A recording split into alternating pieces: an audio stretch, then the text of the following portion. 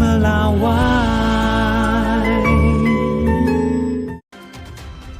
Gubernur Jakarta Pramono Anung bilang akan beri insentif pajak bagi hotel, restoran, serta kafe yang melakukan pilah sampah.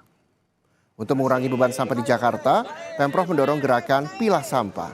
Melalui program ini, sampah dipisahkan menjadi organik, anorganik, dan residu agar proses pengolahan lebih cepat dan efisien. Tak hanya rumah tangga, hotel, restoran, dan kafe juga diminta ikut berpartisipasi. Sebagai bentuk dukungan, Pemprov Jakarta akan memberikan insentif pajak bagi usaha yang konsisten melakukan pemilahan sampah.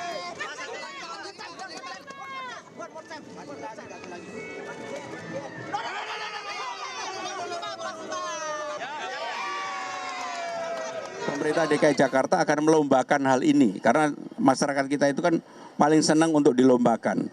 Yang akan terbaik juara apa hadiahnya? Insentif pajak.